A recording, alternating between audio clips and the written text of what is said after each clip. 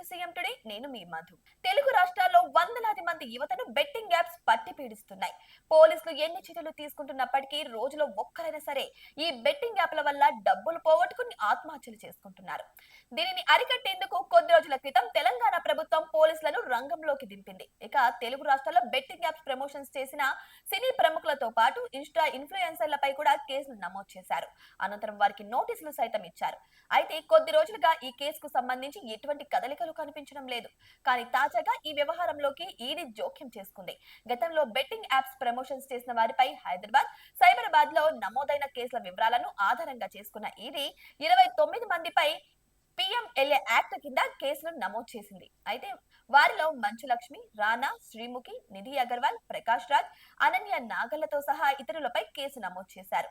ఈ కేసు ఆధారంగా ఈడీ అధికారులు త్వరలోనే స్టేట్మెంట్ రికార్డ్ చేయనున్నట్టు కూడా తెలుస్తుంది.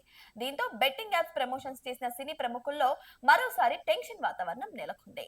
అయితే ఈడీ కేసు నమోదైంది కూడా వీరిపైనే అని తెలుస్తుంది. వారెవరు కాదు, రానా దగ్గుపాటి, ప్రకాష్ రాజ్, విజయ్ దేవరకొండ, మంచు లక్ష్మి, ప్రణీత, నిధి అగర్వాల్, అనన్య నాగల్ల, సిరి హనుమంతు, శ్రీముఖి, ఇక వశిని సౌందరరాజన్, వాసంతి కృష్ణ, శోభా శెట్టి, అమృత చౌదరి, నయని పావని, నేహ పటాన్, పాండు, పద్మావతి, ఇమ్రాన్ ఖాన్, విష్ణుప్రియ, హర్షసాయి, భయ్యా సన్ని యాదవ్, శ్యామల, టేస్టీ తేజ, రీతు చౌదరి, బండారు, శేషయాని సుప్రీత వంటి వారైతే ప్రమోట్ చేయడం జరిగింది. ఇక బెట్టింగ్ యాప్ల నిర్వహణ విషయానికి వస్తే కిరణ్ గౌడ్, అజయ్, సన్నీ, సుధీర్ అనే సోషల్ మీడియా ప్రభావం చూపేవారు అనమాట.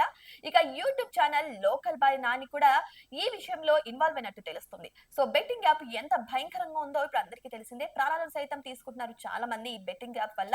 సో ఇటువంటి ప్రముఖులు ప్రజలకు మంచి చెప్పాల్సింది పోయి ఇటువంటివి ఎంకరేజ్ చేయడం ఎంతవరకు కరెక్ట్ అంటారు? నిజంగానే ఇటువంటి విషయాల్లో ఖచ్చితంగా సీరియస్ గా యాక్ట్ తీసుకోవాలి ప్రభుత్వం. ఇక న్యాయస్థానం కూడా వారికి సరైన శిక్ష వేయాలనుకుంటున్నాను. కానీ న్యాయస్థానం నిజంగానే ఇక్కడ ప్రముఖులకు, సామాన్య ప్రజలకు కూడా అందుబాటులో ఉంటుందా, లేకపోతే వారు ఈజీగా బయటపడతారా? మరి మీకేమనిపిస్తుందో కామెంట్ బాక్స్ లో కామెంట్ చేయండి. ఇటువంటి మరిన్ని అప్డేట్స్ కోసం మా ఛానల్ ని సబ్స్క్రైబ్ చేసుకోండి.